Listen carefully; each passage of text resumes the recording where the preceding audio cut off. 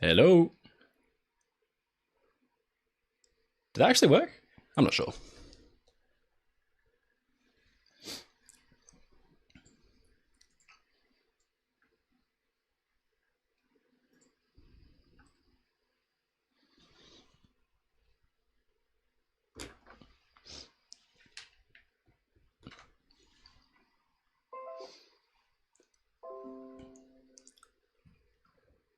Hello.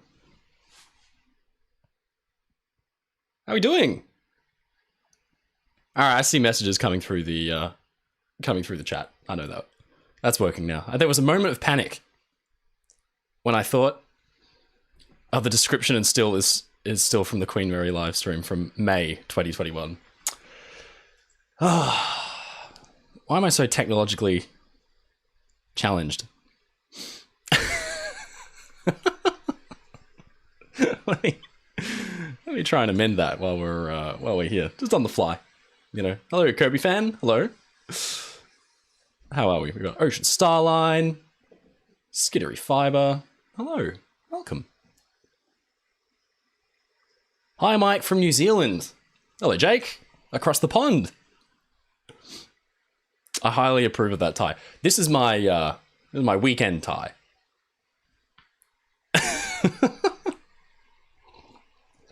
I was actually going to just wear a flannel shirt or, you know, casual clothes, but I figured everyone would immediately turn off the stream. No one would be interested.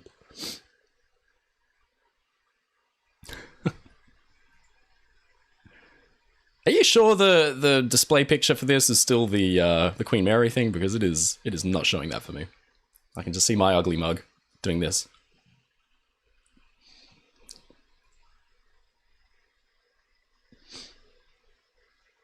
What else we got here? We got Jason from Illinois, Alex from Colorado.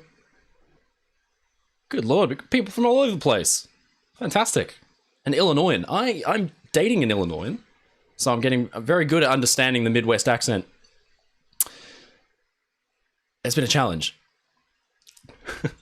Although, to be fair, I think it's been a lot harder for her to translate Australian.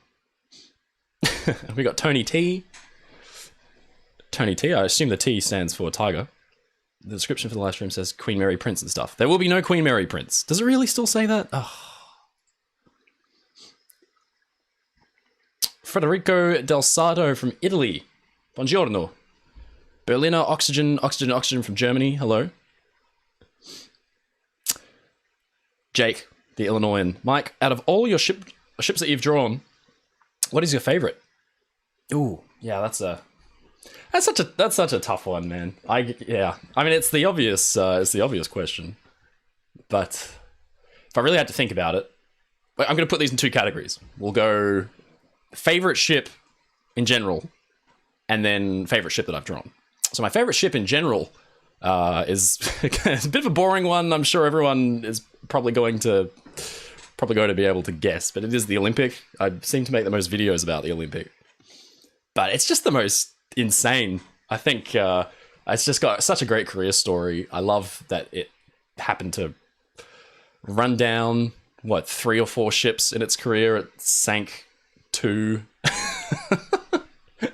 It took a torpedo to the chest and just kept going. The torpedo didn't explode. The torpedo didn't detonate. Olympic just kept sailing like nothing happened. So yeah, like, Olympic's a massive favorite of mine. And so that's why when I just drew all of the profiles from the war years, so I'll look up at the webcam. I'll look at you when I talk. The Olympic wartime profile has been a lot of fun because of all the crazy paint schemes. You know, those 2 dazzle camouflages.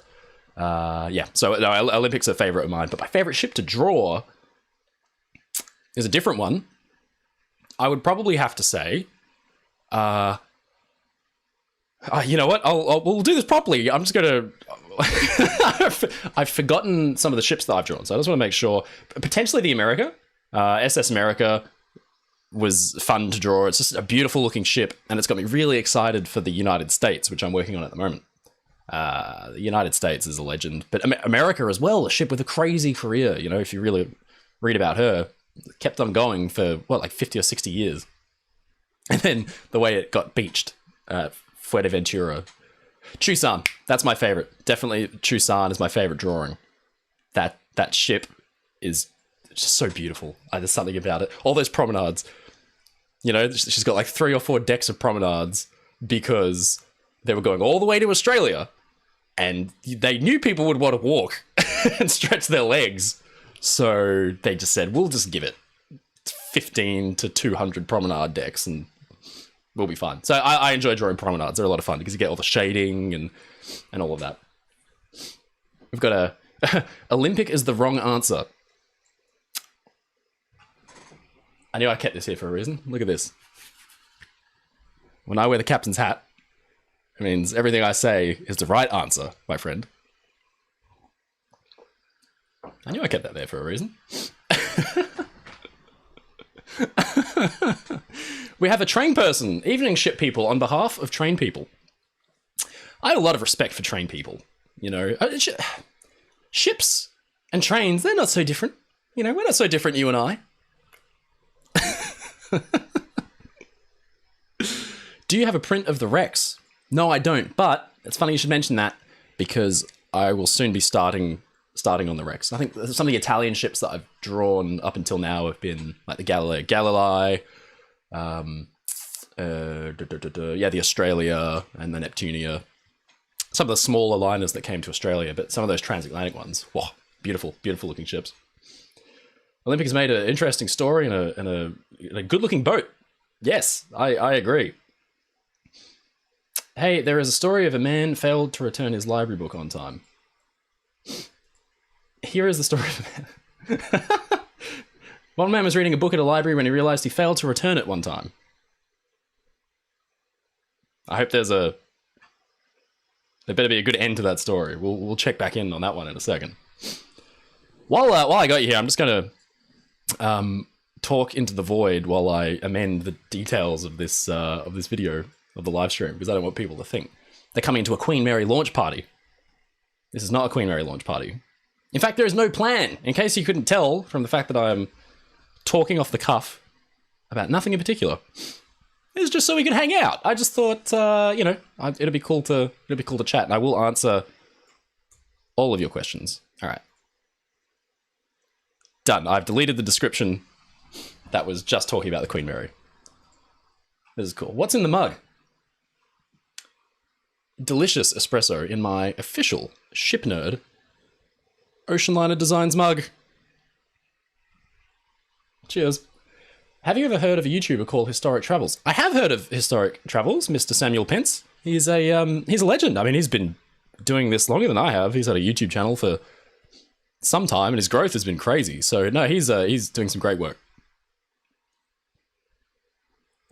This is the first stream. This is from Oceanic Starline, which is a cool name.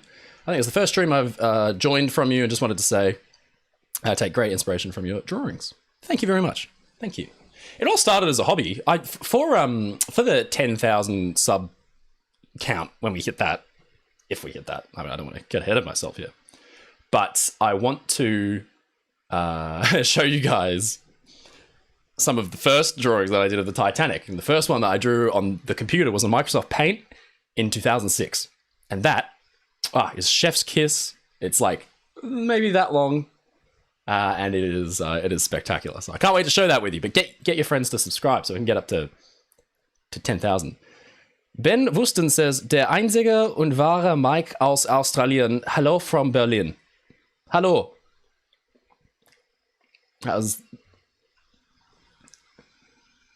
We got a subscriber. Welcome aboard. There we go. We're on the way to 10,000 right there. How good's that? All right. I'm a train and ship person, says Alexander Mitchell. Very cool. Very cool. That's what I'm saying. You know, ships and trains, they're kind of, there's a lot of similarity, especially the steam trains. It's the same principle, but you just, you take a ship's expansion steam engine and you just go, whoop, put it on its side and then set it off on a track and it's gone. Train and ship person. You know what favorite, which ship would I draw as a scary or haunted ship for a game? What would make a good haunted ship for a game? Well, you could probably just use the United States at this point. She's good to go.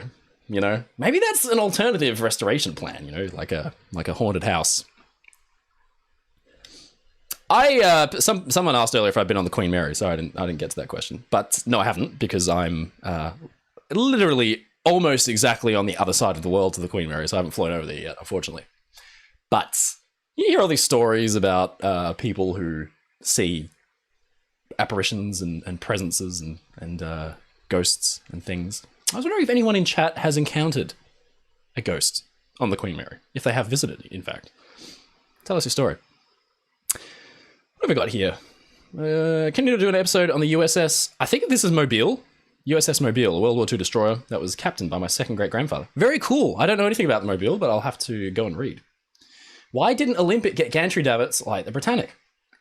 That's a really good question. Yeah, I've thought about this in the past. Of course, if Titanic didn't sink, Britannix wouldn't have received the gantry davits, which is an interesting concept in its own. Why didn't Olympic receive gantry davits? She already had a full lifeboat complement, and I think White Star often went to pains to differentiate their ships, you know, so that you knew, even though Titanic and Olympic were almost identical, there are still little features where you'd say, okay, yes, I know I'm on the Titanic, or yes, I know I'm on the Olympic. So Olympic's deck space layout was obviously extremely different to Britannix. So I think maybe that's a little point of differentiation. In a similar vein, they didn't find it ever necessary to cover up the A-deck promenade. But, you know, the Welland davit is extremely effective. And remember, it is designed to be cranked out and lower a boat and then come back in and pick up another boat and drop it as well. They were just really slow to lower. I think Ken Marshall, when he was talking about the 97 film named after a certain ship, was saying it was taking like 5 or 10 minutes to get those lifeboats down into the water because it's hand lowered. You know, you've got guys on either sides with the falls, the ropes, just letting them out by hand. And the gantry davits were electronic, with electronic motors on the deck, and they were just, you know, they were relatively fast, and it was super cool. Of course, obviously, as the ship developed, like even like a 15-degree list, those davits could have just lowered boats. There were one or two or maybe three other British passenger liners that did get gantry davits. And if Prince Eugen is on this call, I'm relying on you to remind me who they were. Or if anyone else remembers the other ships that got gantry davits, please put it in the comments. But they were a thing. When are you showing Queen Mary? I will kick you. I will put you in the brig, Skiddery. What are my thoughts on Titanic 2? Can you think of a more cursed project? Like a project that just hasn't got off the ground? How many times has someone come out and said, this is it, we're making a Titanic 2? Recently, Clive Palmer came out and said, we are making a Titanic 2. It's going to be an Aussie, Chinese-built Titanic 2, but she's going to be spectacular. And then it just didn't happen. And then if anyone could have accomplished it, if anyone could have got it done, it was the Romanticy project, right? You know, that's under construction right now, which wasn't going to sail. It's a hotel. And it's a part of like a theme park complex. But it's stopped and it's stalled. And it's seriously like the most insanely cursed project. So many people have thought of doing it. There's never get it done. Ah, yes, another German. Who else have we got here? Yeah, it's Mike. Hi, Mike. It's Miska, owner of the HMT Olympic server. Very cool. There is a Discord server that, feel free to post the link if you like, which is dedicated to Olympics wartime career. There's some really cool photos that I hadn't actually seen before, which is great. And yeah, it's good for like a research resource if you're interested in the Olympics First World War career, as I certainly am. Are we going to see some new work in progress drawings? Probably not, to be honest. I'm sorry. Like I'm going to watch my viewer count go to 10 right now. But the I haven't got it set up or anything. I was just going to catch up with you guys and have a bit of a chat. You know, how are you guys going? What's new? Tell me. Ugh, that is not good. Not a fan. What else we got here? The Queen Mary is beautiful. The Queen Mary is beautiful. Speaking of Queen Mary or Queen Elizabeth? Wow. It's like making you choose between your children. Yeah, I don't know. Can I defer? No, look, I mean, for pure, what's the word? Nostalgia. The Queen Mary, surely. I mean, it's just it seems to have done more things. It did exist earlier than the Queen Elizabeth, so that may have something to do with it. There is a great book I've got here, actually. Here we go.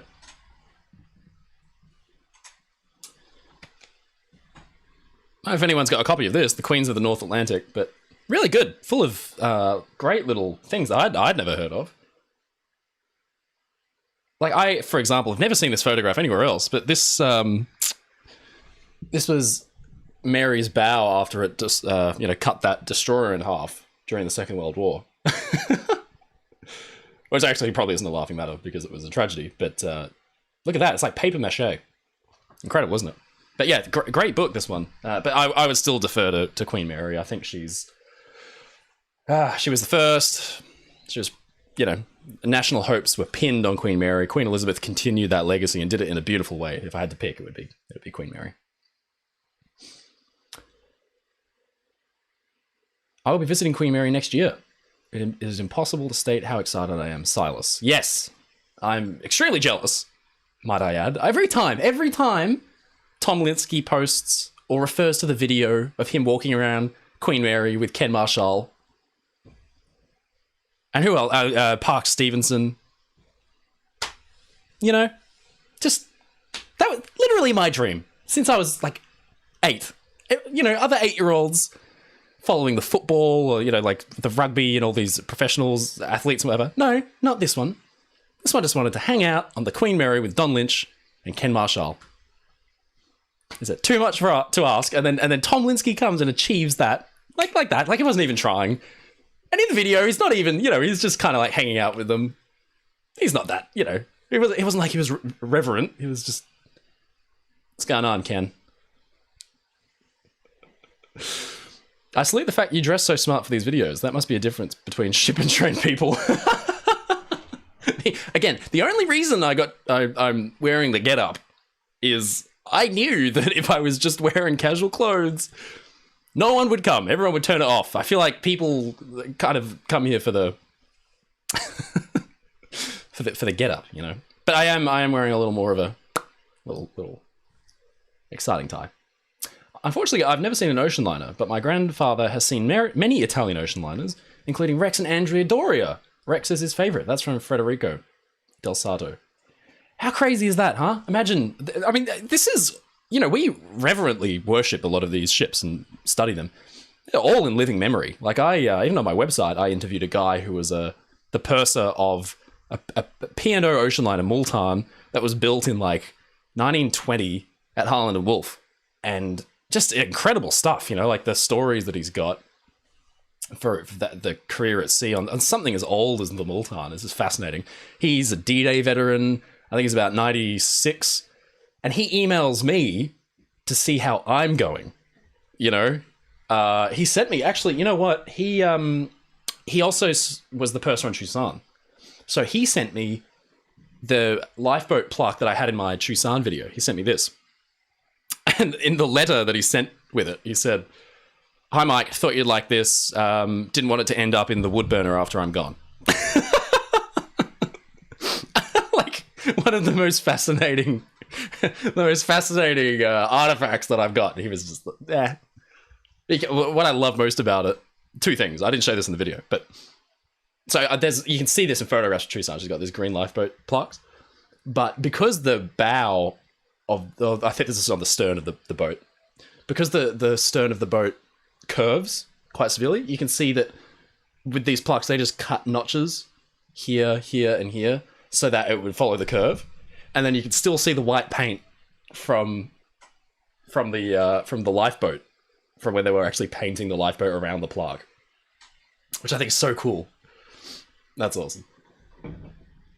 So yeah, that man is a legend.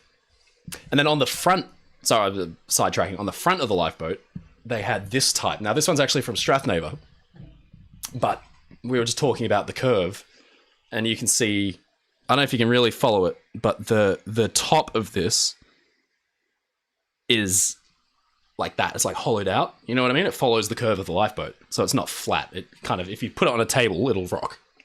But there were these beautiful bronze, I think, bronze plaques with the P&O emblem.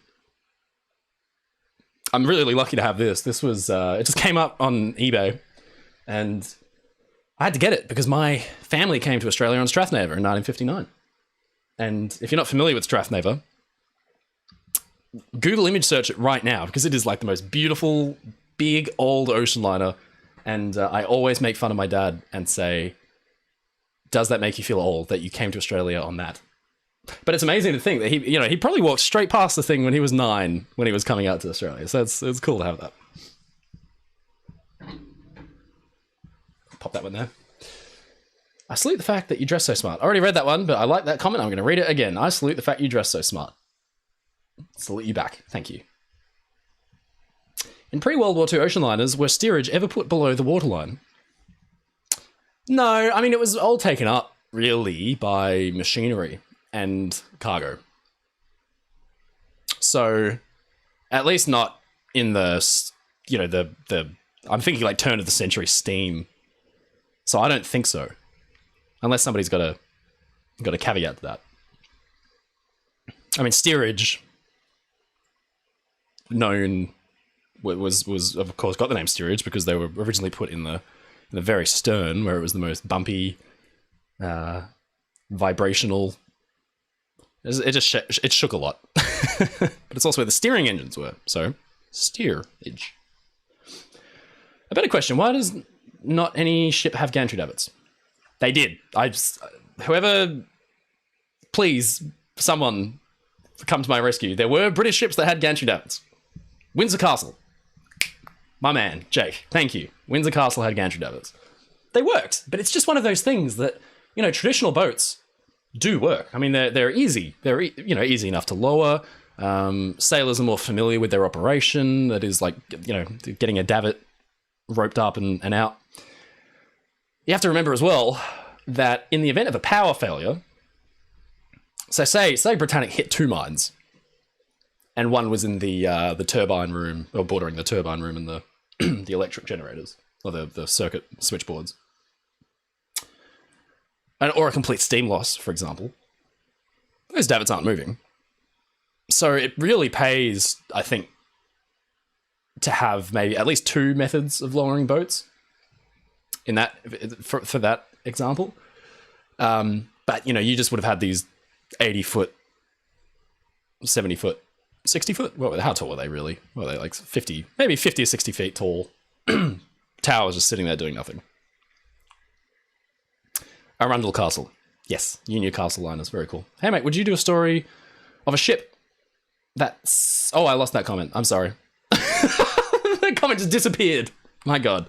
It caught up. I'm way behind on the questions, clearly, because I am rambling. Hello, just joined while watching Titanic, the ship enthusiast. I've got a minor spoiler for you, ship enthusiast. The ship sinks. Thomas Heifer is here, who is a... how do I put this? He is an expert on all things Queen Elizabeth II. And might I also add, excuse me, Queen Elizabeth II, the only ocean liner, but Queen Mary II as well, but Queen Elizabeth II, the only classic ocean liner that I've ever seen in person. She used to come to Melbourne all the time, and I would always go with Dad to look at it show up. Didn't Tom show Ken your drawings? Ken would be impressed while asking, how do you draw these? Ken... I don't know. I don't know that Ken would be impressed with my drawings. I do profile imagery, like it's fairly technical, but I have ample, insane respect for people who can actually paint. That's a completely different story. Like, anyone here has seen Ken Marshall's paintings. Like, the way he does water, it just looks real. It's a photograph. And I have tried painting in the past, and it just looks like a kid sat down with crayons and just jammed them onto the page because I'm more technical. So there's one maritime painter, who's a friend of mine called Elaine Olenga, who is doing these incredible paintings, and each one he does is a little closer to being able to pass for a Ken Marshall painting. They're insanely good. He's on Facebook. I keep telling him he has to set up a website. What do I do to make these drawings? Yeah, I should probably do a behind the scenes video, huh? Would you guys be interested in seeing a behind the scenes? The most important part of the whole drawing is, I think, the shear. So getting the shear of the ship, how much it curves up at the bow and the stern. Getting that right, super important, because it gives the ship a lot of its character, and all ships have got a completely different shear.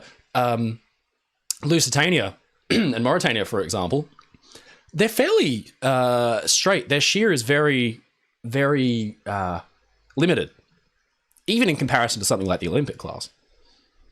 The United States almost looks like a banana boat. Like the bow just it shoots up towards the sky. And it's all about, providing buoyancy and getting really that whole design efficiency there. And so shear obviously served a very important purpose. As anyone who's looked at one of the Iowa class battleships will attest, or any of those, US fast battleships, their bows, like the ship's superstructure goes like this, and then the hull goes zoop. So I will do a behind the scenes. Tracy A is here. Hello, Tracy. It's nice seeing familiar names. Would I go on the Queen Mary 2 on a transatlantic run? So much. Yes. So much. There is one coming up. Apparently they do this thing where they get like a 1920s jazz band to perform. That's the dream. I would love to do that. Oh, that would be awesome. Give me one sec. I'm just going to change this. I see it like popping in and out of like color. I don't know if you guys see this, but it's annoying me. I just don't know how to fix this. I swear, every time I do this, I look really technologically challenged. I promise I'm not. Can I turn that off? Did that work? No, it didn't work. All right. Well, it looks like it keeps flickering in between like super colorful and then just super. Anyway, I'm imagining things. What else we got here? Do I plan on doing a video about the forward tower and aft tower? Of the Titanic wreck? I think, the topic's been covered really well. I think Historic Travels has done quite a bit on that. I think. And Titan Animations as well. He's done a few videos to that effect. I don't know what I could add. I look like Jack Phillips. He was a handsome man. I'll take that. Thank you. Is the Britannix considered to be a cursed project? I don't know. Someone was saying, why don't they rebuild the Britannix? Like make a Britannix replica. I don't know how I feel about cruising around on a hospital ship. What else we got here? Read this to see if the stream is delayed. No, I don't think the stream is delayed. I'm just ages behind. Like I'm all the way up here on the comments trying to scroll through them all. I'm sorry. I'm sorry. What else have we got here? Arundel Castle. Beautiful ship. Oh, how cool are those Union Castle liner ships, eh? With the lavender hulls. Oh, that's a stunning design. And then when Harland and Wolff was building all those ships post-war, like Bloemfontein Castle, they all look the same, but just so elegant. I think they look more yacht-like and elegant than the Royal Yacht Britannia. They're just so nice. Like, oh. A notification just popped up that said Tom Linsky has tipped $5. Great stream. But then it says 4 months ago.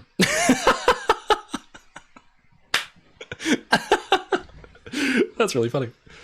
Have you ever drawn a never completed ocean liner? No, but that's a cool idea. A lot of people ask about the Oceanic 3, the Royal Motor Vessel. That's an interesting ship, huh? That would be cool to draw, because it's not one of those projects where they're like, will we build it? let's build it, and then the funds don't come together and they don't do it. They had the keel laid, so this was going to be a thing, and you wonder what kind of dynamic there would have been between Queen Mary, Normandy, and Oceanic.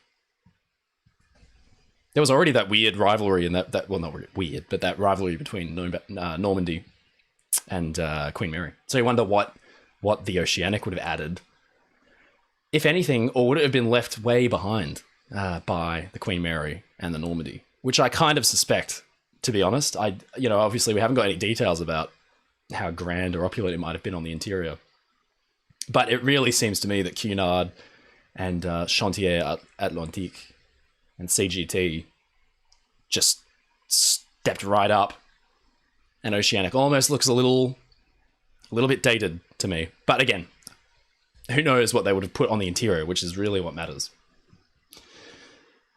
Will 2007. Oh, we got a new subscriber. Welcome aboard, Lil Thoen 18. Good to have you.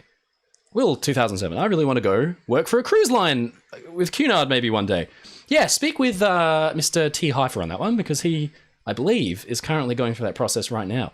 It's a real thing, working on cruise ships. I think they're always looking for crew. A ton of people apply. It'll take a lot of hard work. It could be worth it. I went on HMY Britannia on January 1st, 2020. That's a cool way to spend your new year, I'll be honest. Actually, all right, this doesn't top that New Year's story, but it's like the best New Year's Eve I've ever had. It was 2015, and there is this beautiful steam yacht named Ena, E-N-A, N for Nelly, that was visiting Melbourne. And I don't know how, but the captain, and he's some friends of mine or whatever, and he invited us on, and I took one friend, and we're like all dressed up like this, and there was like 3 or 4 people on the ship just drinking champagne. And this like stunning ship. If you look up Steam Yacht Ena on Google Images, you'll see like it's fully restored, beautiful steam engine that was at 15 feet, 20 feet tall. And we just sat there, and the fireworks started going off like right in front of us. That was so cool. That was great. And then like fascinating. I think the owners donated it to the Australian Maritime Museum, which is absolutely wild, because the ship, I think, is in excess of 100 feet long. It wasn't. He didn't buy it for nickels.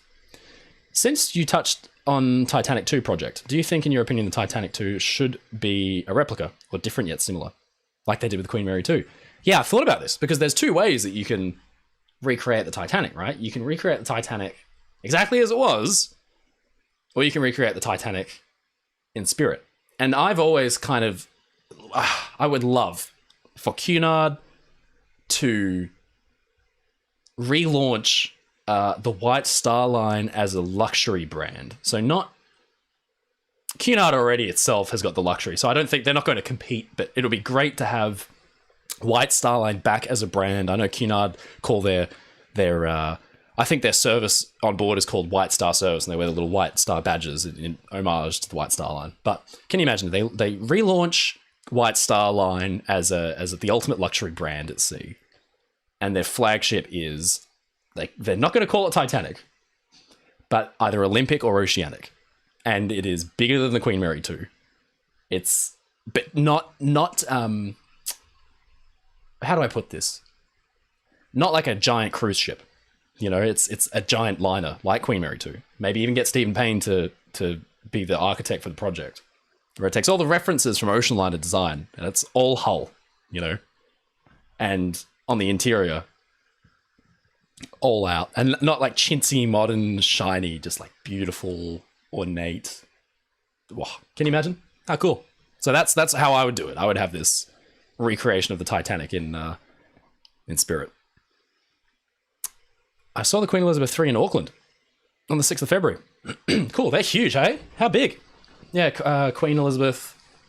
I don't think I've seen Queen Victoria, but QMT. They're massive. They come to Melbourne, and they make Melbourne look like a miniature city, because you go down to Port Melbourne, and you used to see maybe a ferry there every now and then there's Queen Mary, and you're sitting there like this. I have a Lusitania prop 15 minutes away from my house, says the ship enthusiast. It is much bigger in person. Yeah, they don't look too big in photographs, but I mean, how big are they? Like 15 feet across, maybe 20 feet. I'm showing a disturbing lack of knowledge. That's very cool. Ina is truly beautiful. Yes, oh man, that is such a beautiful ship. And now it's fully open to the public. But at the time, it was, private owner, and all the dock was lined with people who were just staring. And there were these tour boats that were going up and down the river, going straight past. And all these people were taking photographs with their cameras, and it was like me and my mate and 4 other people just sitting there, like, hello. Ah, man. I want a Doria piece. Agreed. Andrea Doria. Beautiful ship. Floating art palace. Just like her similar sister, the MS Antonia Grazia. Beautiful ship. What happened to it? Just disappeared at sea. Not a real ship. I'm kidding. I emailed Drachenfell and recommended that Mike and Drachenfell discuss ocean liner surfs during World War I or World War II. How cool would that be? Yeah, I'd love that. He's got a great channel.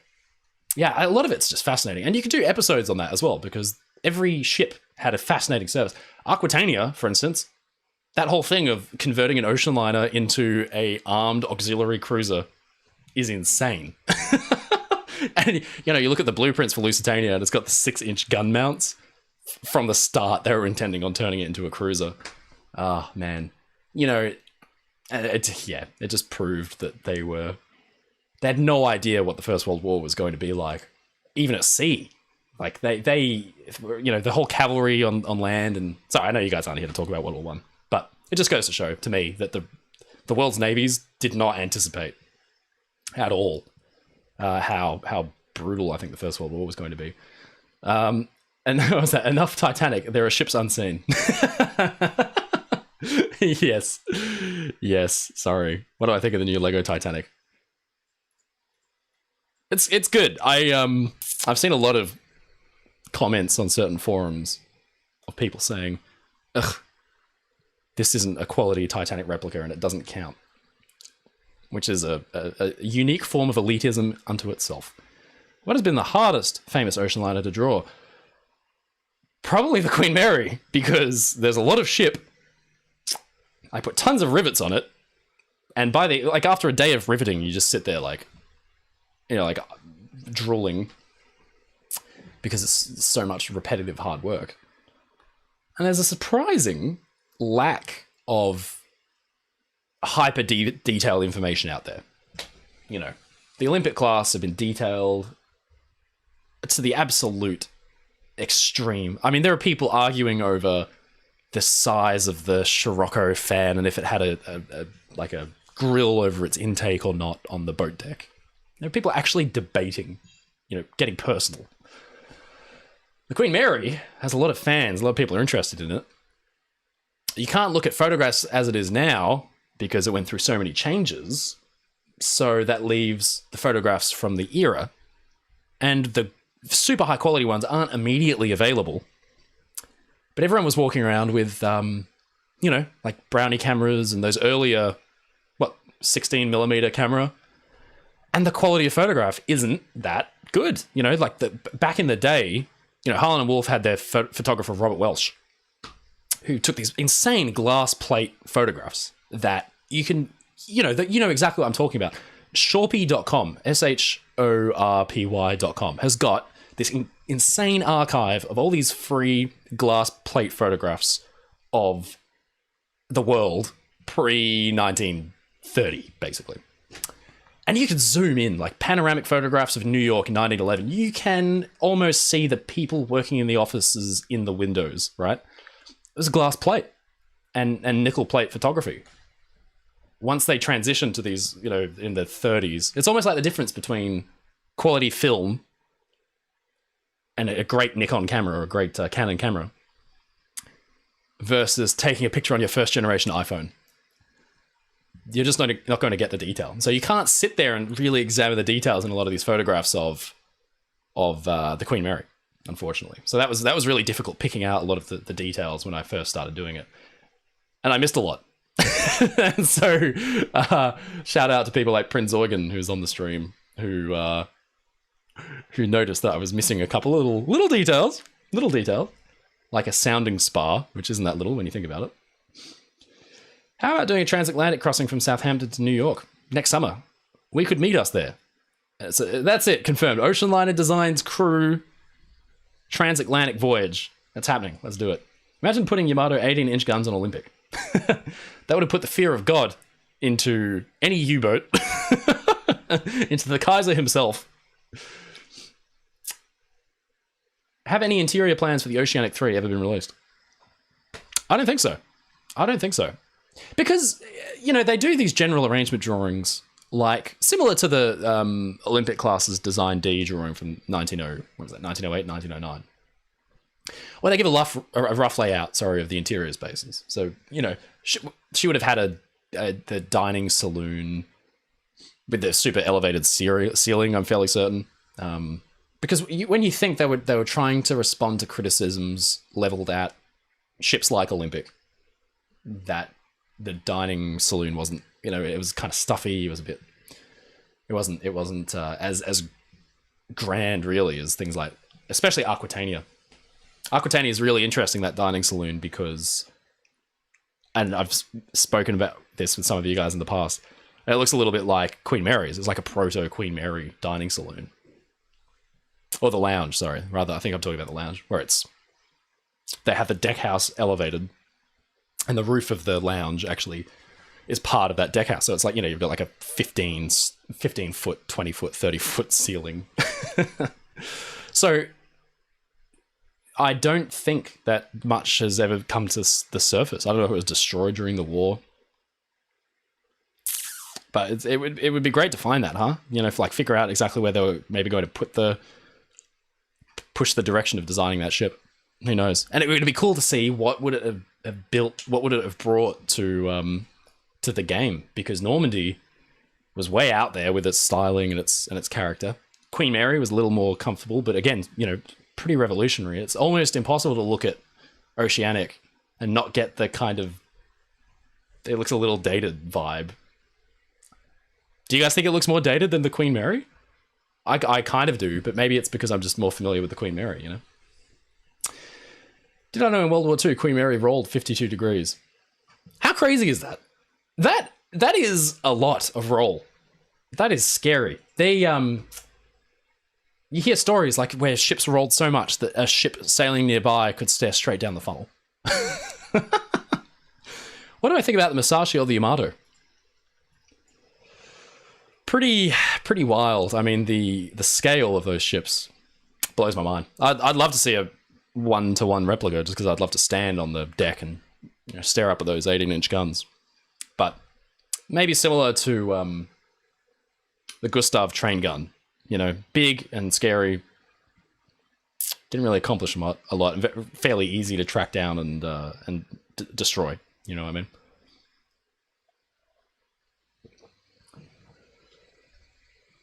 Whomst had mentioned the almighty Wilhelm II. So that was me. I invoked his name. What do I think about sailing ships? There is this really cool cruise ship, and I always forget its name. Just when I want to talk to you guys about it. But it is a cruise ship that is a sailing ship, and the interiors are like a classic 19th century liner. You know, like you look at the dining saloon, and it's 3 stories tall. It's got a massive skylight over the top. And I've forgotten the name. Do you guys know what I'm talking about? Does anyone know the name of that ship? Let me look it up. It was something like the Golden Dawn. Let's have a look. Sailing ship. Cruise ship. Can you tell I wasn't prepared? Let's have a look. Where is it? Oh, I think this is it. I'll tell you guys the name so you can look it up and see what I'm talking about. One thing that I found really funny on this, the dining saloon, again, it's like 3 or 4 stories tall, right? And it's got a skylight over the top, which is also the bottom of the pool. But they didn't frost the glass. So, say, for example, you're sitting there at dinner and you're all beautifully dressed up. And all you have to do is look up and you'll see some bloke in his board shorts having a swim. I can't find the name of it. I'm sorry, guys. Nope. Turns out there's actually a lot more than I was expecting. Clippers and things. Beautiful, though.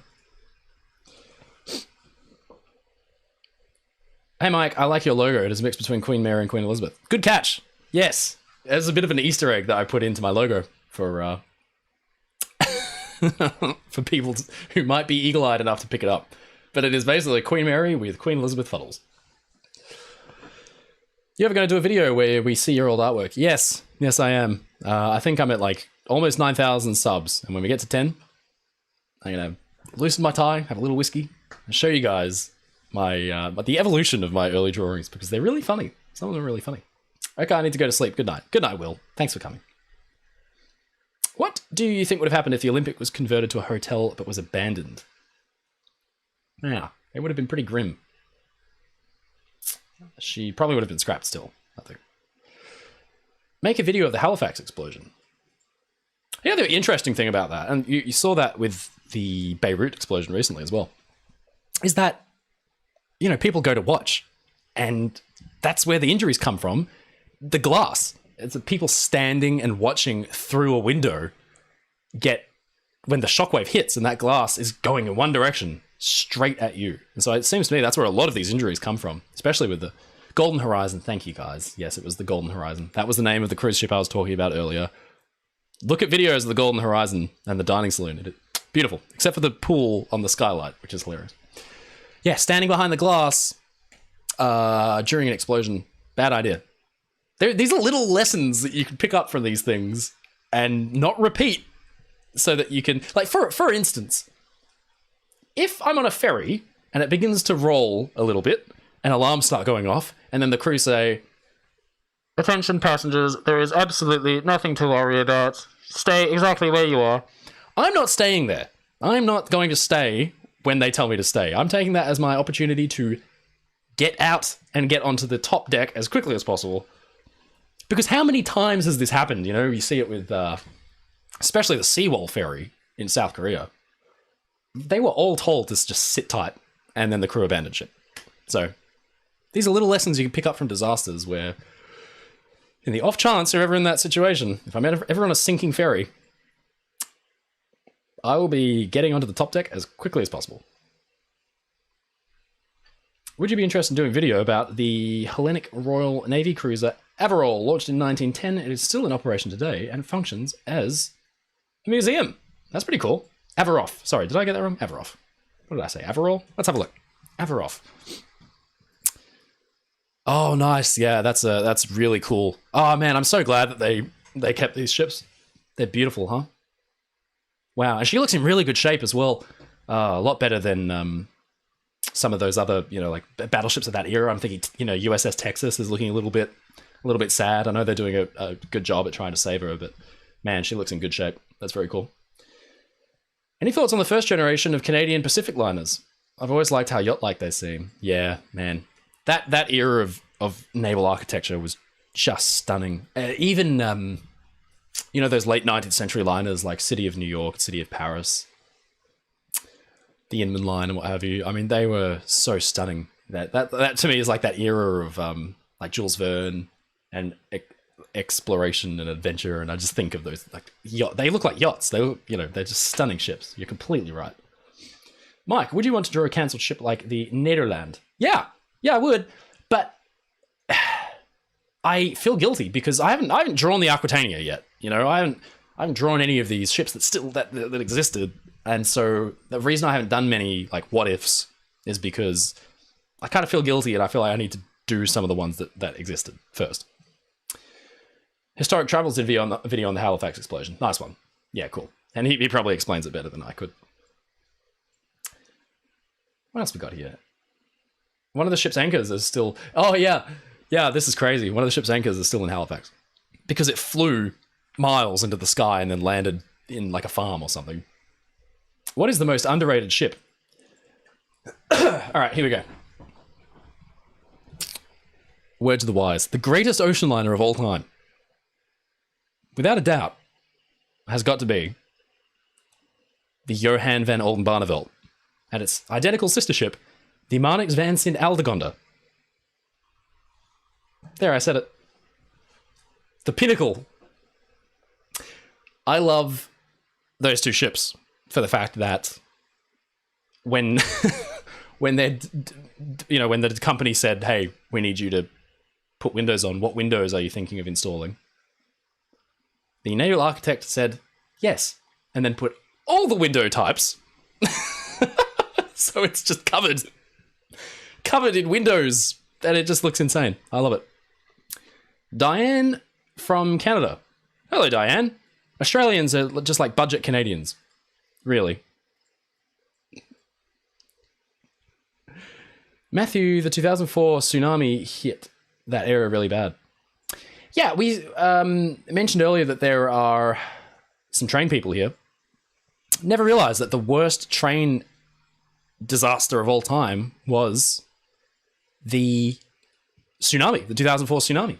Picked up a train and it killed well over 1,000 people, which is just insane. Ah, oh, man. Baby Vaterlands. I know. The SS Steuben, Baby Vaterlands. So true, but such a beautiful looking ship. Chelsea Pinkard is here. She says, "Hey, I'm late, but I'm here." Chelsea, you are not forgiven. I'm doing a video with Chelsea soon. You guys are going to get to meet Chelsea. Chelsea is a Titanic and Edwardian era historian. And we are doing a very exciting video, which I'm going to keep a surprise and not tell you guys what it is. But I'm looking forward to doing it. What do I think about the Dutch vessels? The Sibadjak...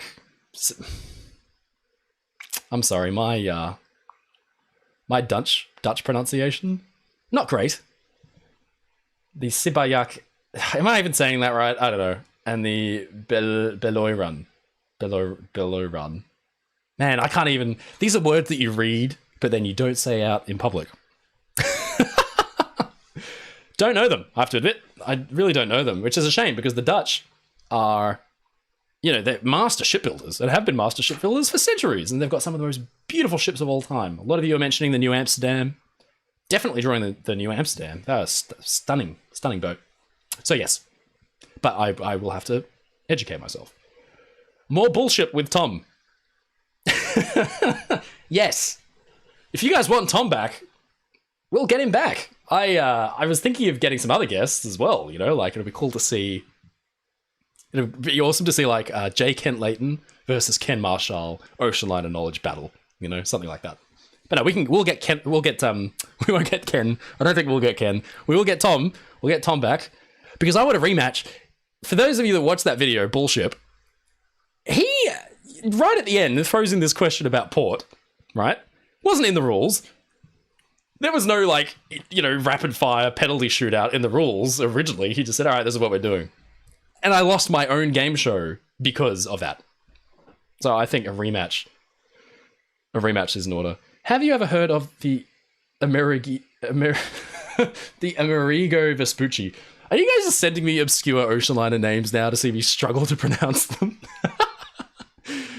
She was a beautiful sailing ship that served as a training vessel for the Italian Navy. 90 years of service and still ocean capable. Isn't that crazy? Let's go and have a look.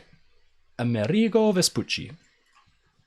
Again, if you guys start sending me obscure ship names just to watch me struggle, that is cruel. Wow, the Amerigo Vespucci is a pretty beautiful looking ship. That's awesome. Wow, gee. She's really built up. Less like a clipper and more like a man of war, really. That's a beautiful looking ship. Hey Mike, have you ever heard of a ship RMS Niagara that sank in New Zealand and was the first passenger ship to burn oil, not coal? No. Why did she sink? I would like to know that. I wonder what ship is the most generic looking Harland and Wolff ship. The Titanic. I thought some of you would find that funny. Like, which ship used the most standard parts? The thing is, and I was actually talking with a friend about this yesterday, a lot of them just use standard parts. There are only so many manufacturers of turbines and things. Even, I think Normandy and Queen Mary shared a lot of parts. So I think they're all fairly standardized. In design, they call them OEMs. They're components that are already out there that you don't have to build. You can just go and install them. You especially see that with fans, like forced draft fans and ships. They were just copy and paste. I would strongly recommend the Transatlantic. Oh, that is in response to somebody else. What ship have I drawn that I like the most? Chusan.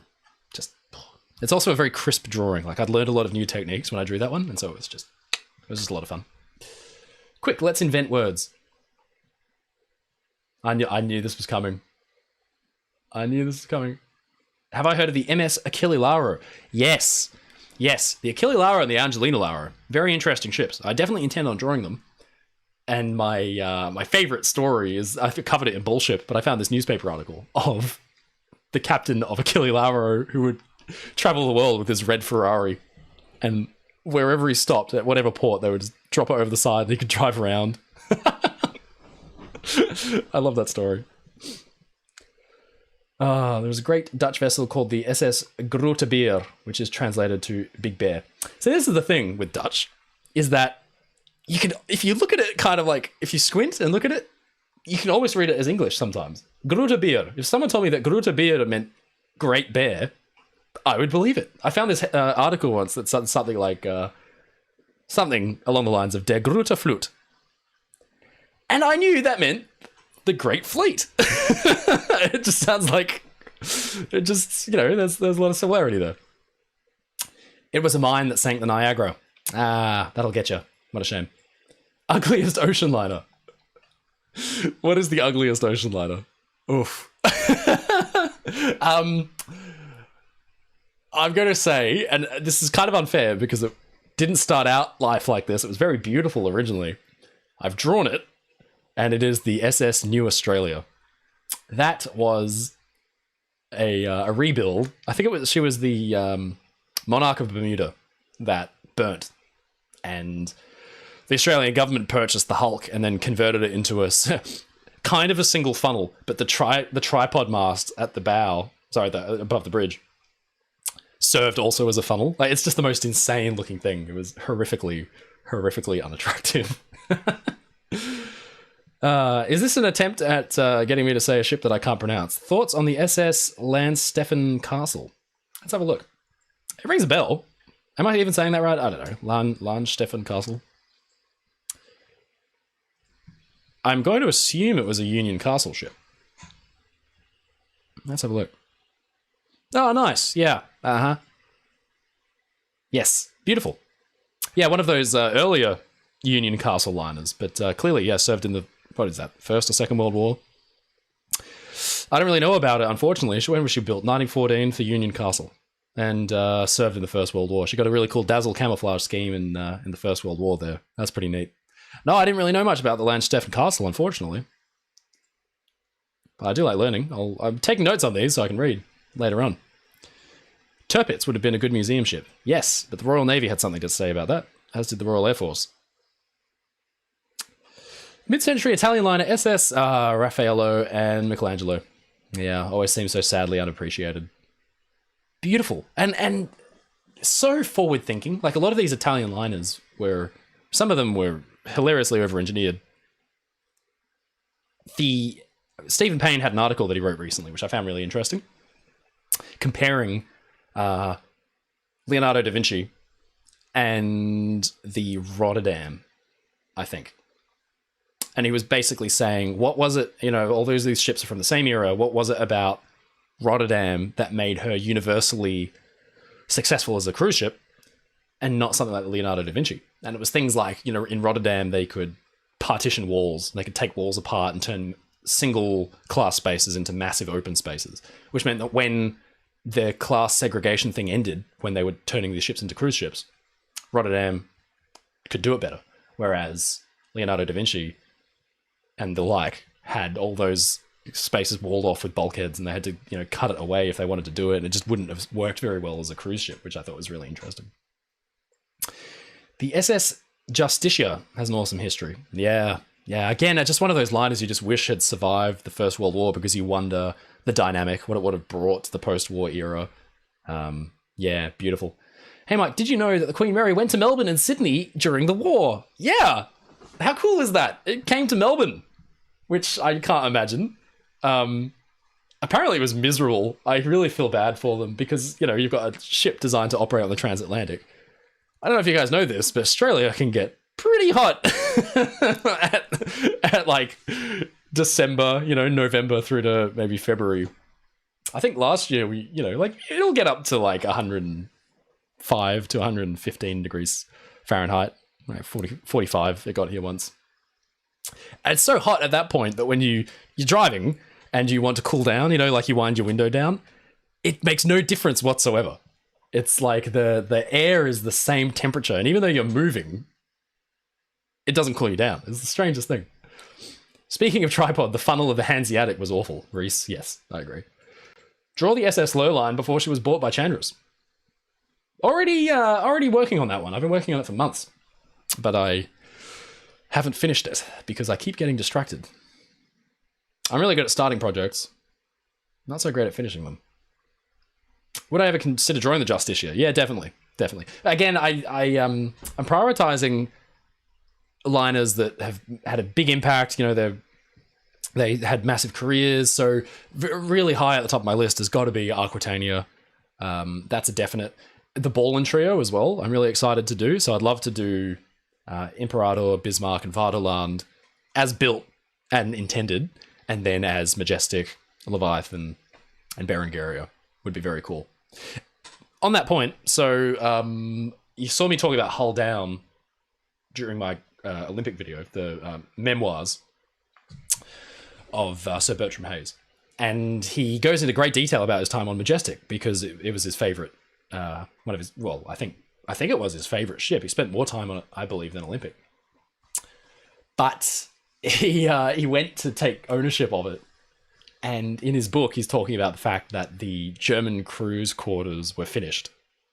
But for some reason, the quarters intended for the British crew and captain were either unfinished or full of junk. Which is really unfortunate. I don't know why that would have happened. Best ocean liner books. It's a hard one as well. Yeah, someone asked me to do a video on the books that I've got. This is the ocean liner section. And down there as well. And then over there is World War I and World War II. I think someone mentioned earlier they know a lot about World War II aircraft. Yeah, I'm there as well. I love it. And if I could point out one that... Actually, yeah, the one that's been a huge resource is the Ship Magnificent, Titanic, the Ship Magnificent.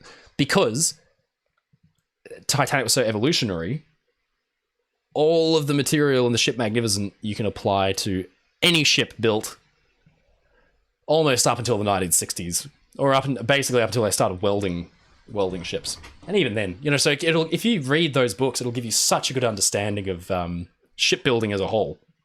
And so they've been invaluable. Even, there's this little Corvette that I volunteer on. I've mentioned this, I think, in the past, but all of the stuff is the same. All of the fans, all of the machinery, and she's got steam engines and all of the, the components are so identical but just in miniature. And so, yeah, reading the Ship Magnificent will give you this great sense of how these were built, because shipbuilding almost, it just really didn't change that much over the course of hundreds and hundreds of years. It's the same principle, just the materials changed, steel instead of timber. So yeah, I would definitely have to point that out as like the holy grail of maritime engineering books.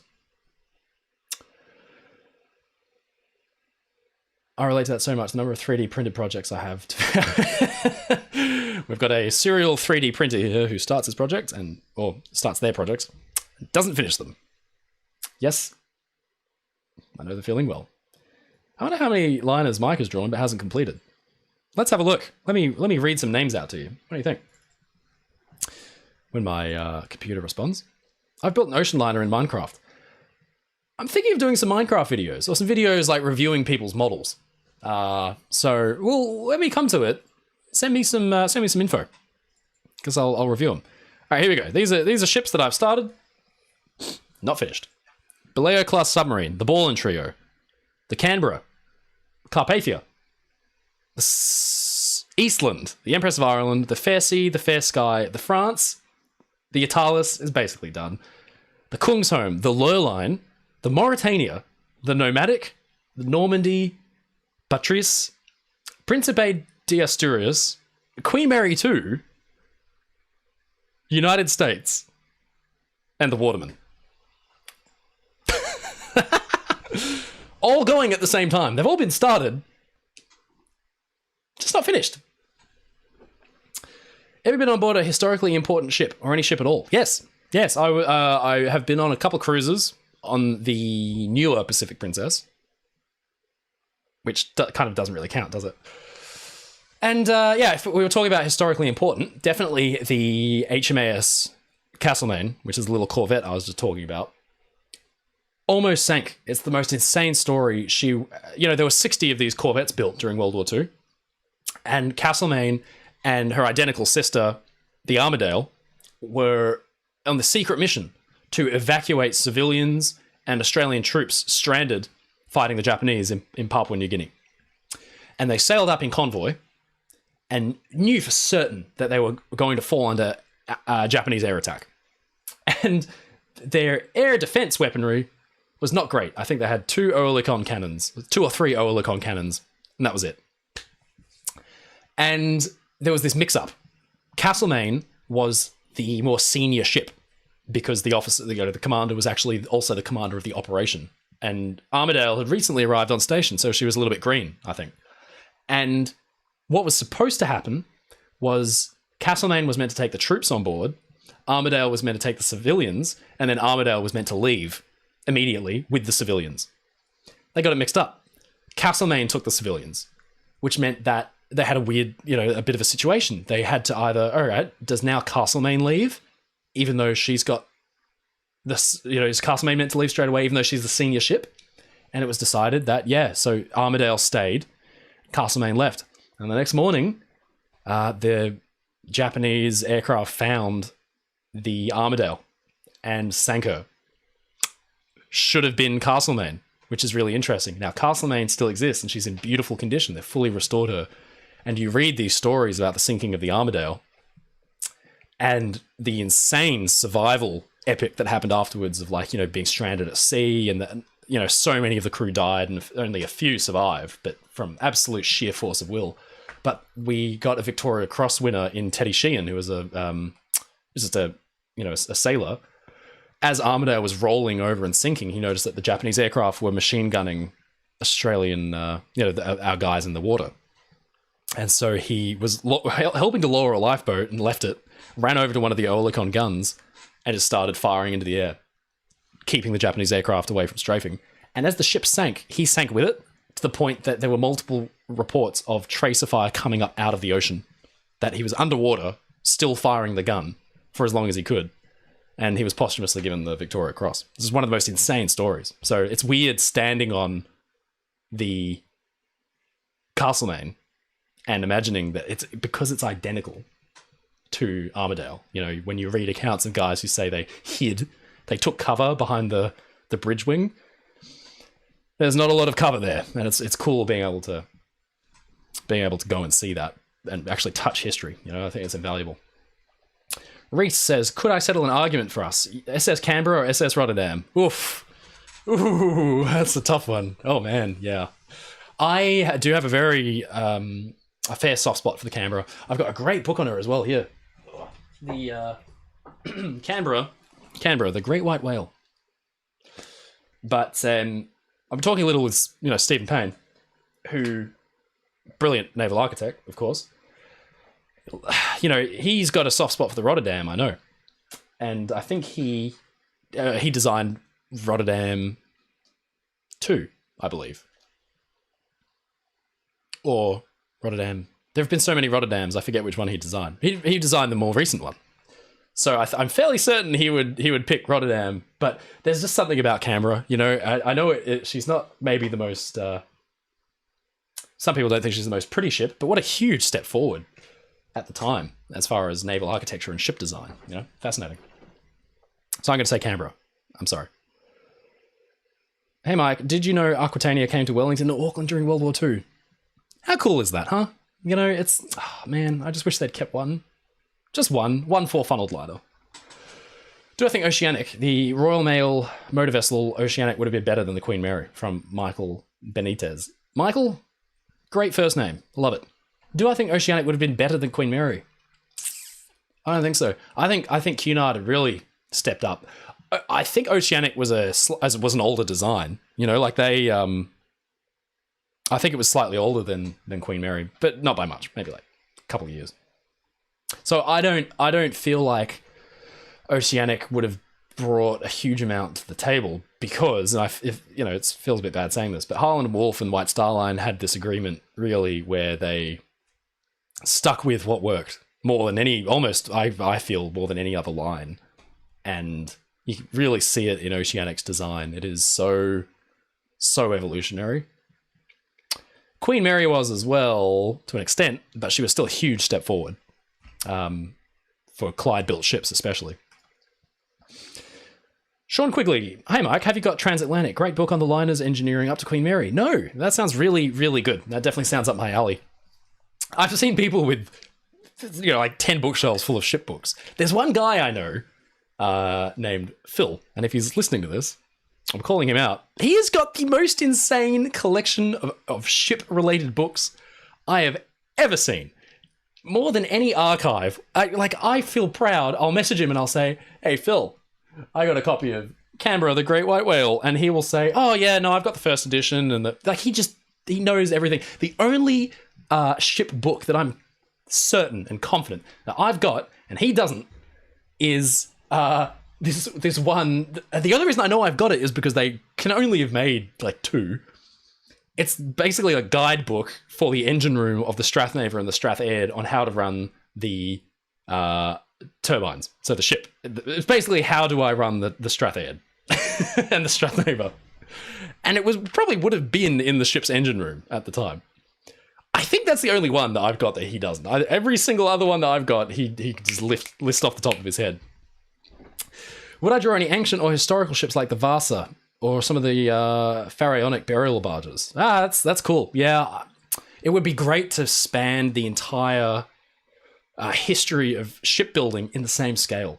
So you have, exactly like you said, like the Vasa or some of those like ancient ships. Like a Roman war vessel, the galleons, and like a 15th century, 16th century Spanish ships and Portuguese, and then see them all in the same scale all the way up to Queen Mary 2. I would love to do that.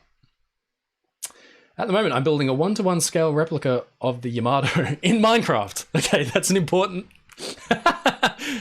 distinction to make. I only read the top bit. At the moment, I'm building a 1-to-1 scale replica of the Yamato. To which I was going to say, very optimistic. Silas, if you're looking for someone to talk about Minecraft ships, check out Skybed's animation. He's really good at making them. Sweet. Yeah, I've been very impressed with the quality of ship models out in the community. Sorry guys, I'm missing a lot of these questions, but I'm trying to do my best. Vincent, how many boilers do you think will be good for a 2-prop and 2-paddle steamer ship? How many boilers? Gee, I don't really know. There's a lot of interesting calculations that go into even like the funnels. The uptakes for the funnels have to be able to draw a certain amount of smoke, which means they can only have so many boilers attached to them. I have no idea. I really don't know. If you can have a ship with 2 props and 2 paddles, that would be kind of neat, like a combination. Rotterdam 6 is now in service with Fred Olsen over here in the UK as Borealis. Tom, is that the one Stephen Payne designed? Is that what I was talking about? I said Rotterdam 2. Did I mean to say Rotterdam 6? What part of Carpathia do you need to finish the drawing? The whole ship. Oceanic seems like it would have been a supersized Georgic. Yeah, I get the feeling as well. It really looks like they just, blew them up. Again, that classic, like 30s Harland and Wolff design ethic with the raked funnels with a straight top. And their motor ships, you can pick them from a mile away. And they took that same design principle to the Union Castle liners. And you can definitely see it. There's a strong, strong relationship to even Union Castle ships built by Harland and Wolff in the 50s and Georgic and Britannix, I think. Tom Wicks, favorite ship overall? Still the Olympic. It's insane and it's hilarious. I still love, someone described it once as the rampaging lunatic of the ocean, which I think is completely fair. Hey Mike, did you know that Cunard's first ship could fit in the Queen Mary's dining saloon? Jake Goodwin. How cool is that? Man, Talk about like coming a long way. I get the same feeling occasionally because like again, when I hit 10,000 subs, I'll show you guys. But my first drawing of the Titanic is like that long, and my most recent drawing of the Titanic is like 6.5 feet. So it's really funny comparing them. The typical YouTuber question and answer: I am required to ask what games you play. I would probably surprise you guys if I told you that I play a lot of Warzone with my girlfriend. And Battlefield. I love Battlefield. I'm excited for that one coming out. And recently I've been playing the Mafia Titanic mod, and I'm going to make a video on that and show you guys what I think of it. It's very, very cool.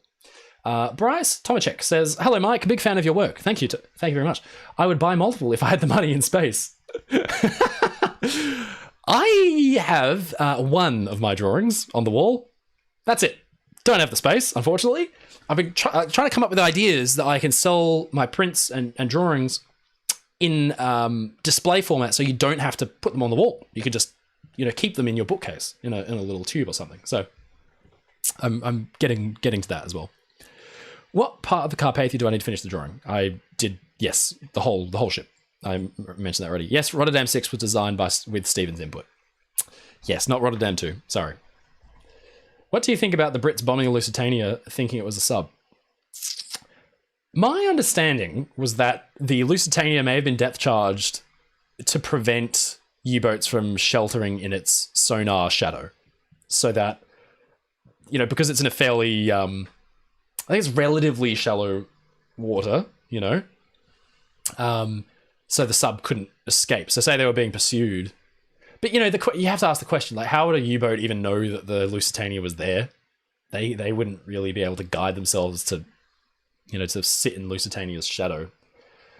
I think the explanation that they were just doing it for practice kind of holds up, I mean, that seems about something the Royal Navy would do. Do I have a nickname? No. Mike is a nickname, I guess, isn't it? My friends call me Brady. Have to ask this, because sometimes you just have to, no matter the embarrassment. What's your opinion about the new $650 Lego kit?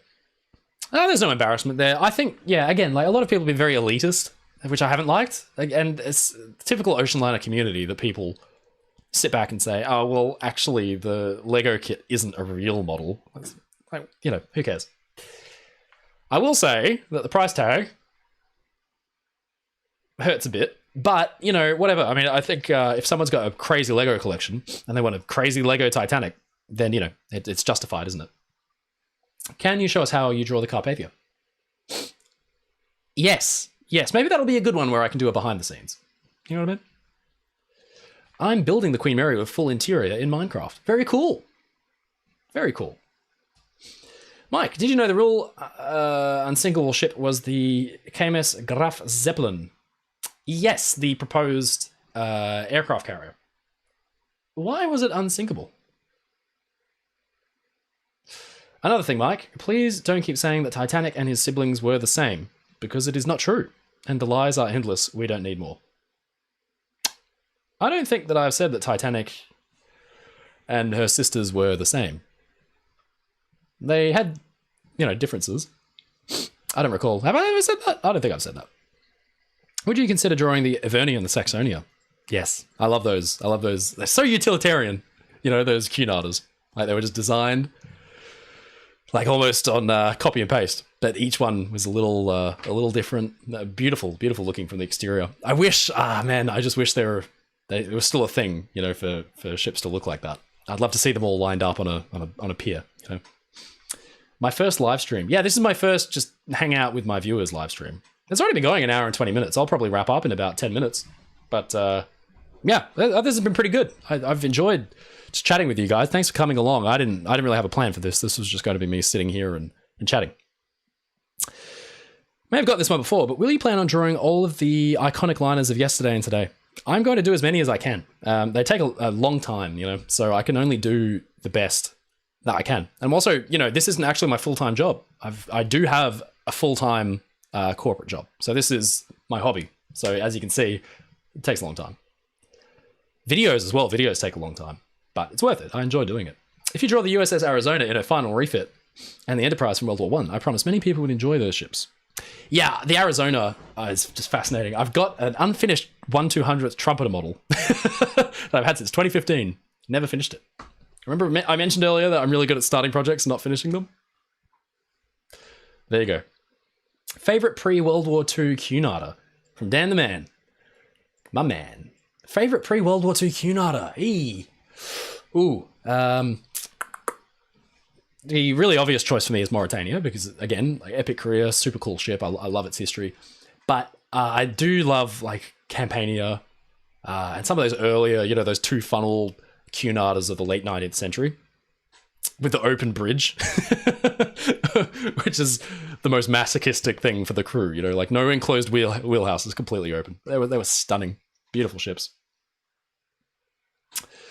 They depth charged Lusitania, but Bill sort of makes a good case that they didn't damage the wreck much at all. Her collapse is more like what Andrea Doria did with the time and currents. Yeah, it's fairly evident. You can just see it. It's like it's just melt. It's like it's just melted. You know what I mean? It's once it's starting to lean over on her side, she loses all of that hull strength and pancakes, which is fascinating. I think that it's an effect called vamping, I believe, in naval architecture, where a ship is essentially a box girder. Like that, right? So there's the hull. And they have to prevent it from doing that, like where, where it can vamp from side to side. So they put a lot of effort into preventing that from happening. But once the ship is underwater on its side, all of the architectural and engineering principles are out the window and slowly it'll just start to collapse in on itself, huh? Would I do the Big Four? Yeah, definitely. Yeah. I love those ships. I definitely intend on doing those for sure. But again, unfortunately, I'm moving at a snail's pace. What is my favorite unbuilt ocean liner? Yeah, probably the Oceanic, because I'd wonder what it would have done, if they'd finished it. I don't know. Like, what could it have brought to the 30s? What could it have done in the Second World War as a troop transport? I wonder, Reese Hare says, it's a shame that during World War II, Japan converted so many of their beautiful ocean liners into aircraft carriers and then subsequently lost them, thanks to the United States Navy and Air Force. What do I think is the best looking modern cruise ship? Yeah, I know a lot of people say this, but the Disney sisters are beautiful looking ships. Stunning. But maybe it's just because they've got black hulls. We see, as ocean liner nerds, we see black hulls and we say, oh, beautiful. Two funnels as well. There's a lot of like classic ocean liner design there, huh? Tom Wicks says, I went to Hawaii in 2017 and visited Pearl Harbor, but my family and I left since we didn't feel right being there, as the entire place is capitalized off the event. Yeah, that's the sad reality of it, isn't it? It's kind of weird. It's a bit, Pearl Harbor was very recent, really, in the scheme of things, and still in living memory. I mean, I think there are still survivors. So it's kind of hard seeing the commercialization of these things. But look at Titanic, I mean, now it's not in living memory anymore. But the commercialization of something like that disaster is just wild. Mike, not sure if you saw it earlier in the feed, but Cunard hires guest speakers, so you may get paid, but at least a free trip on Malt. Sign me up. I don't know that I'd be able to draw a crowd. A cheeky Australian rambling about ships. Maybe. Bill sort of mentioned the girder strength process, though for some reason Britannix hasn't done that yet. There's a difference between... I get the feeling the way Lusitania landed on the seabed, the seafloor, her bilge keel on one side may have dug in. So she may have actually been not sitting on her keel, but sitting at an angle. And so then you've not got a box girder, you've not got a box, you've got a diamond shape, which naturally has the inclination to collapse. Whereas Britannix has landed perfectly dead on her starboard side. And so you've got this box girder still working, essentially. You've got all four points still supporting the structure of the ship. That's what I'm thinking. Whereas if, the Lusitania landed at an angle, then she probably would have been more predisposed to collapse with time overall. What do you think about the statement, the RMS Aquitania is just an unnecessary large version of Mauritania and Lusitania? Oh no, I think she was very necessary. You know, they recognized fairly early on that you needed 3 ships to maintain that regular transatlantic mail service and passenger service. So they were just taking cues. I think that Cunard had come to that realization themselves, and then seeing the White Star Line planning for a trio of ships, they realized that they would need a third. And so I think Leonard Pescott was extremely impressed by the Olympic and always intended the third when they realized they needed a third sister or a running mate to Lusitania, Mauretania, decided that it would be bigger and have more of that emphasis and not be a greyhound per se, not be one of those classic Atlantic greyhounds like the Lusitania, Mauretania, but be more, have more internal passenger volume, which is why there's such a huge jump in gross registered tonnage, that measure of passenger space internally from Lusitania, Mauretania to Aquitania. Heck, we would all sign up for that cruise. Oh, you'd sign up for a cruise, just listen to me. Maybe we could do a live ship drawing. Do I think Sam Cunard would have wanted the Queen Mary 2 to be built with a paddle wheel? Maybe that's a April 1st design that I can come out with. Queen Mary 2 with a paddle wheel. What do you think? Frederico says Cunard or White Star? Oh, Cunard, all the way. The White Star Line safety record was shocking. Shockingly bad. Good lord. Oh, my coffee's gone cold. But I do get to demonstrate my fancy ship nerd cup. Soon to be available at oceanlinedesigns.com/shop. What if Aquitania became a hotel like Queen Mary? Yeah, I'd love that. Unfortunately, she was already too far gone. You imagine a ship as aged as Aquitania, what she would look like now, given the same amount of care and lack thereof as Queen Mary. She would have holes in her, I believe. Do I think it's fair to compare cruise ships and ocean liners by aesthetics? It'd be like comparing a $5 steak to one from a 5-star steakhouse. Yeah, but yeah, we're coming at this from a biased viewpoint. You know, we love ocean liners. It's a bit like saying comparing a Douglas DC-3 with an Airbus A380 and saying, oh, they don't make them like that anymore. Yeah, I guess, but it's just the sign of the times, isn't it? I think the biggest change for me, actually, let me get something for you guys real quick.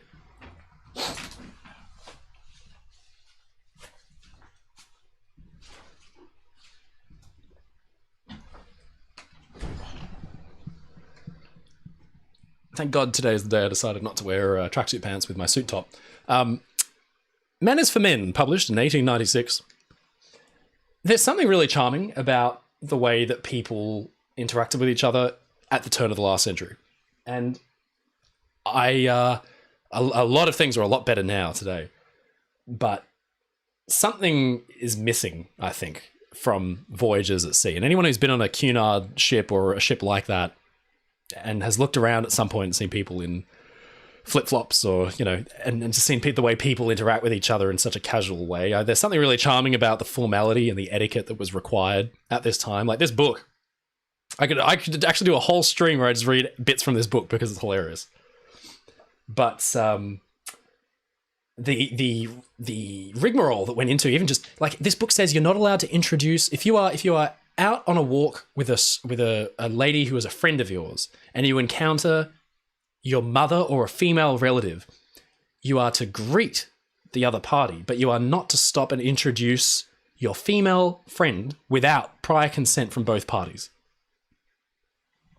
You know, this was written by a lady, Madge Humphrey, who wrote for Mrs. Humphrey, Madge, who wrote for the Truth magazine. And the funniest part of the book, I think, is when she's talking about how standards of dress are slipping and how horrible it is that people are dressing down nowadays in 1896. And she says, just the other day, I was at the opera and a man walked in tweed boating suit and straw boater hat. And she was outraged that the standards of dress had slipped that much, that a man would show up in his sporting wear, 3-piece tweed suit with a straw hat to the opera. She was outraged. So, yeah. I think that's what's missing, and that's maybe what I would love to go on some kind of themed cruise on a smaller ship where people are following some kind of... We'll just get 100 copies of Manners for Men and the sequel Manners for Women by Madge Humphrey, and everyone just does their best to abide by that for the weekend and see what it's like.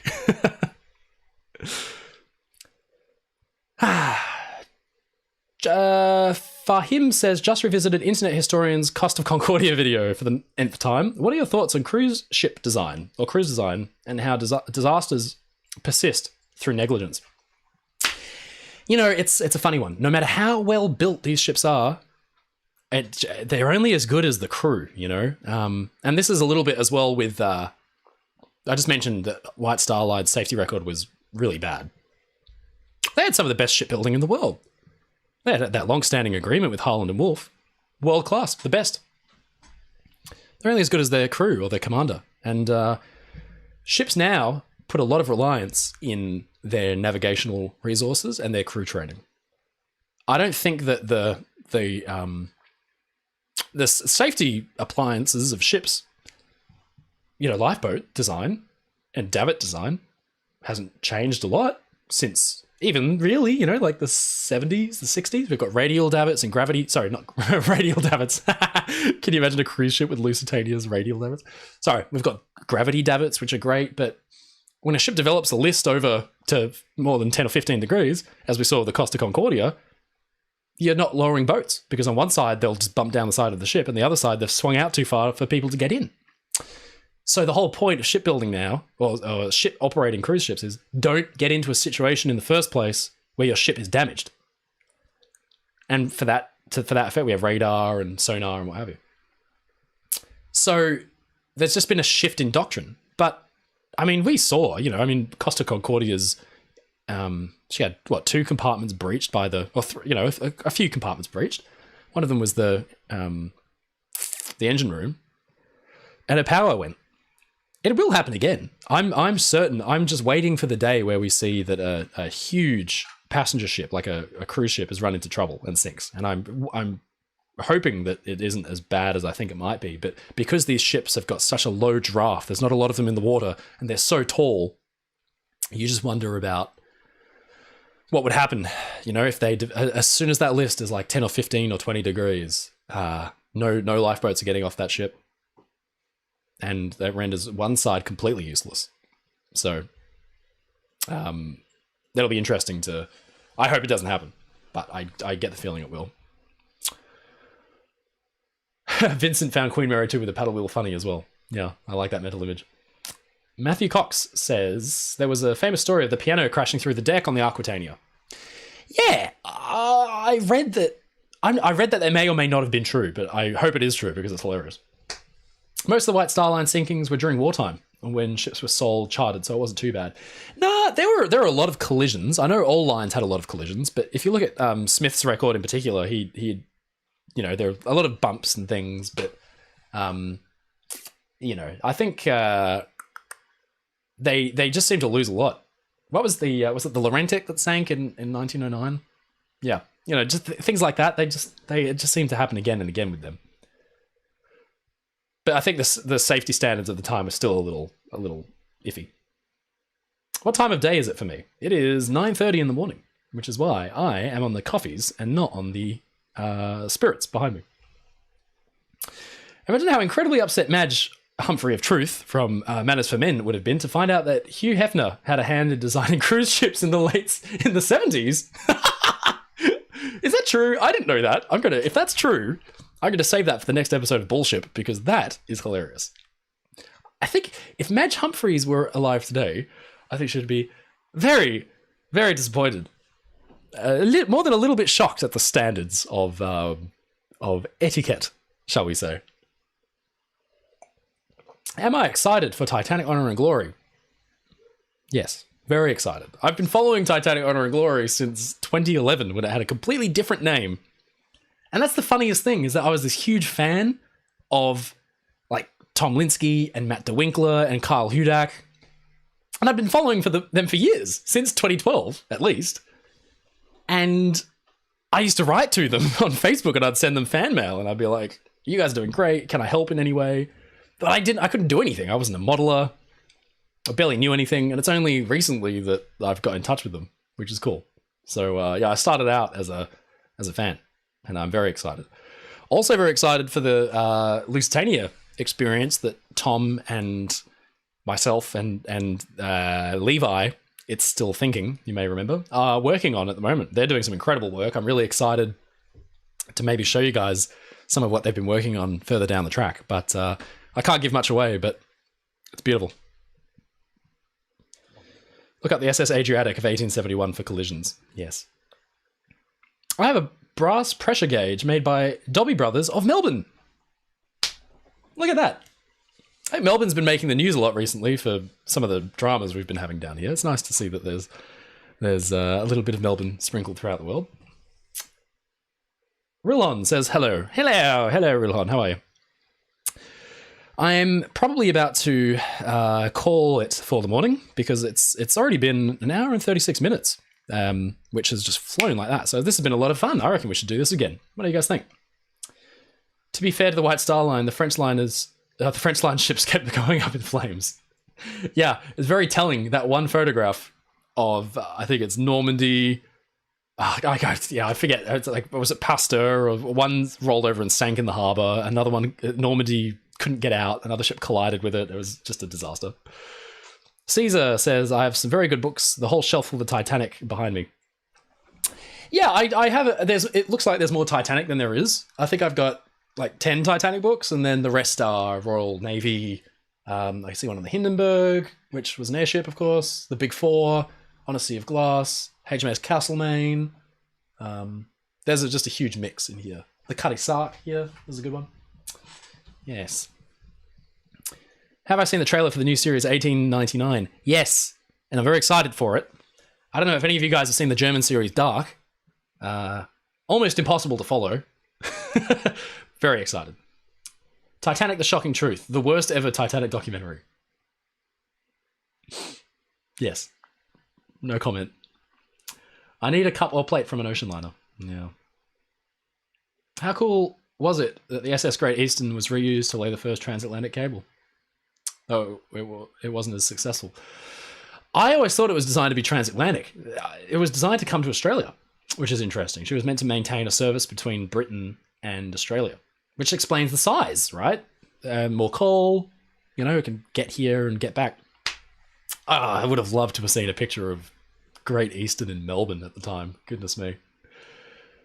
Normandy and Paris, thank you, and Liberté collided. Yeah, that was, yes, not the best moment for the French line, unfortunately.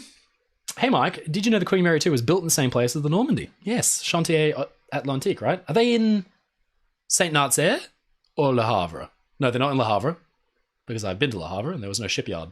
I think they're at Saint-Nazaire. Very cool. The Tired Frog says, he live? Question mark, exclamation point. He do live. I went to see the Cutty Sark, says Charlie. I picked up some general arrangement plans there. Yeah, I went there in 2018. Such a cool setup. The glass, like fake waterline that they've got, basically, where you can then go underneath and see all the copper on the hull. It's such a great setup. I'm so glad they did that and didn't dice it once she burned. That was so sad. Remember, when was that? Like 2009, I think, when she caught on fire. But they've done an amazing job restoring that ship. Goodness me. Rainhill says this is a wonderful stream. Thank you, Rainhill. Rainhill 1829 has got a pretty cool YouTube channel with tons of steam engines and even an Avro Lancaster of all things, which is very cool. What if Carpathia struck an iceberg while it was trying to rescue Titanic's passengers? Yeah, so I'm working on this video called 5 Things That Could Have Made the Titanic Disaster a Lot Worse. And it was a very, very, very real possibility that Carpathia could have struck an iceberg that night because she was just going pell-mell for the Titanic. And that would have been real bad because not only would she have been badly damaged if she hit it head-on at the very least, but it would have meant, those passengers are out there for at least another few hours in their boats. And that could have, they may not have made it. Exposure was a real thing. It was freezing. James Cameron for bullshit. Yes. Yeah. Let me actually hang on, let me just give him a quick call. Let me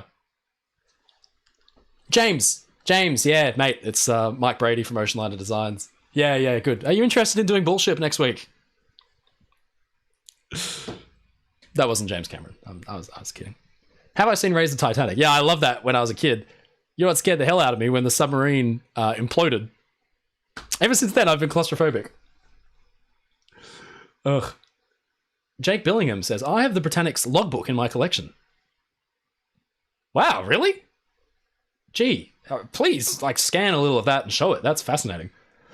Pacific CY, I just remembered that I watched Titanic: The Shocking Truth and didn't understand it other than it was a Titanic thing. Now I know it's a conspiracy documentary. When I was very young. You know, the whole premise of that switch theory is that the ships vaguely look similar. And that's it. That's what it's based on. It's based on people who don't fully understand how different these ships were. And they say, oh, they look the same, so how easy it would have been to swap them. Hilarious. Okay, I'm still getting questions, but I'm probably going to begin to wrap up. But thank you very much, everyone, for joining. A Rebel with a Camera says, what do you think of the Liberty ships or ugly ducklings of World War II? Insanely impressive that they were... I mean, I forget exactly how many they built, but it was over 1,000 in, what was that, 4 years? So cool, you know? Fascinating. Yeah, very, very cool. The Victory ships as well. Space Killer says, I'm just now learning about the Titanic's engine room, and oh boy, am I in a library of stuff to learn.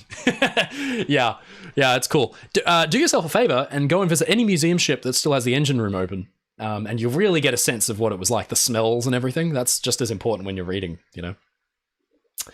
Normal commentator, Swatch, Mike, 2021. Thank you for that. Ocean, hey, I'm back. I watched the trailer for Dark. It looks great. It's a very, how do I describe this? Between seasons, I've had to open a map of how everybody is related. It is hopeless. 2,500 Liberty ships were built. How crazy is that? When Japan attacked at Pearl Harbor, I know it was meant to be a quick lightning, get them out of the Pacific as quickly as possible. I know Japan couldn't, they knew they couldn't, engage in a long war. They didn't have the resources. Man, what a mistake. When you look at the number of Fletcher-class destroyers that were built versus the number of equivalent Japanese-class destroyers, you know, I mean, there's in excess of 200 Fletchers like that. Unbelievable. Thank you for the awesome stream and great art, Mike. Thank you, guys. What is my favorite ship? Someone else said definitely not the Olympic. Yes. What is my opinion on Queen Mary's current predicament? Okay, this is a good thing to end on. This is a good point to end on. I think things are kind of looking up. You know, there seems to be a lot more emphasis on the Queen Mary's fate. The city of Long Beach finally seems to be doing a little more to protect it. It'll be interesting seeing post-COVID what the plan is. It's very hard to maintain a ship of that size, isn't it, without her operating and moving. But there was that, I think a British MP came out and said, bring her back to Scotland. If I had my way, and if I could just imagine the best possible scenario and outcome for the Queen Mary, how amazing would it be to have the Queen Mary in the UK as a tourist destination? I know Clyde has been just wiped out as far as, you know, once the shipping industry shut down there and shipbuilding, and it totally changed the face of Scottish production. But can you imagine the Queen Mary being somewhere in the UK and restored? Yeah, that would be the best case scenario for me. But you know what? I think Long Beach, people complain a lot about what California, what Long Beach did with the Queen Mary. They saved it from the scrapyard. She was getting scrapped without a doubt. And, there's a bit of a debt of gratitude owed there. They gutted her, of course, and maybe made some questionable decisions, but she's still an ocean liner that you can walk on. She still exists, and I think that's a great thing. So with any luck, we'll see her restored to some form of glory. But I think things are looking up for the Queen Mary. I hope so. I'll be following it.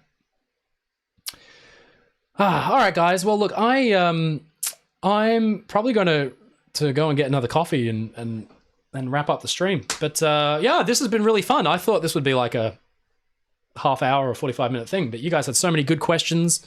I've really enjoyed just hanging out. I'm glad I didn't have any big plans for this, because this has been way more fun just talking with you guys. Look, have a great weekend. I know it's Saturday night over there. I think I've had about 60 viewers through this whole thing. So thanks so much, everyone, for joining. It's been really cool talking with you guys. Let's do this again soon. What do you think? I'll be doing another video. The next one will be this week coming. That will be, I think the next one is going to be me looking around the Mafia mod for the Titanic Mafia mod, and just kind of like doing a bit of a guided tour. I've had a lot of fun with it so far. It's very funny. There's a lot of little quirks. Anyone who's played it will notice there's a lot of funny little things in there. So yeah, I'll see you